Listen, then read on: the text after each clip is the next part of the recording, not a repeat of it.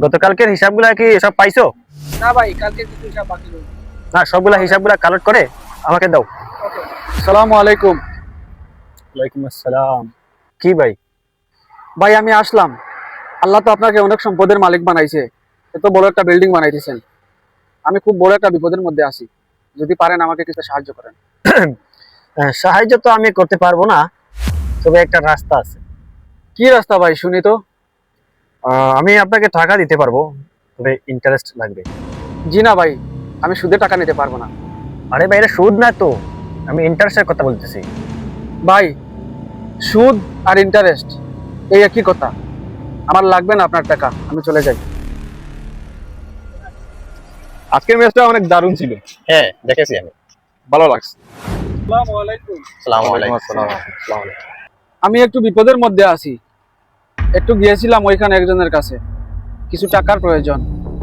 যদি আপনাদের কাছে থাকে আমাকে কিছু টাকা দিয়ে সাহায্য করুন। এদিকে কার কাছে গেছিলেন? এখানে কাজ চলতেছে যে দুবার এই বাড়িতে নাকি? আমি তো ওনার নাম জানি না, তবে আপনি ঠিকই বলেছেন, ওইখানে যে কাজ চলতেছে ওই বাড়িতেই গিয়েছিলাম। ভাই, নুমান ভাইয়ের তো অনেক সম্পদ, তারপরেও আপনাকে খালি হাতে ফিরিয়ে দিল। হে ভাই, উনি আমাকে সাহায্য করতে রাজি হন নাই, তবে আমাকে সুদের নামে ইন্টারেস্টের জন্য টাকা নিতে বলছেন। আমি রাজি হই নাই। কি বলেন ভাই, নোমান ভাই এত সম্পদশালী মানুষ হয়েও কিভাবে এমন বিপদগ্রস্ত মানুষকে ফিরিয়ে দিলেন? তাহলে চলো ওনাকে নিয়ে নুমান ভাই বাড়িতে চলে যাই। একজন বিপদগ্রস্ত মানুষের সাথে তাই ইন্টারেস্টের কথা বলতেছে, এটা তো একদম ঠিক হয় নাই। চলেন ভাই। চলেন চলেন। কিরে, তোর হিসাব কি হলো? আসসালামু আলাইকুম নুমান ভাই। ওয়ালাইকুম আসসালাম।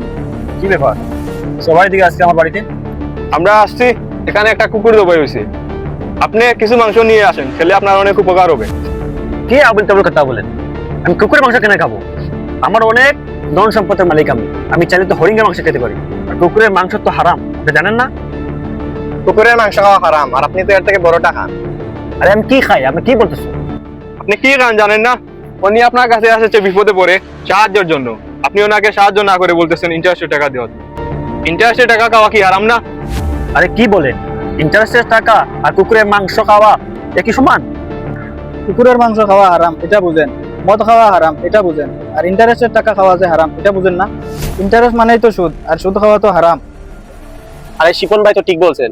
আর ভবিষ্যতে যদি এমন হয়, আপনাকে শেষবারের মতো ওয়ার্নিং দিয়ে যাচ্ছি, আপনি যদি ক্ষতিগ্রস্ত মানুষের সাথে এইরকম আর করেন, তাহলে আপনার অবস্থা ভালো হবে না। চলেন ভাই, চলেন। ওনার টাকা দেওয়া লাগবে না, আমরা আপনাকে টাকা দিব। হ্যাঁ চলেন চলেন।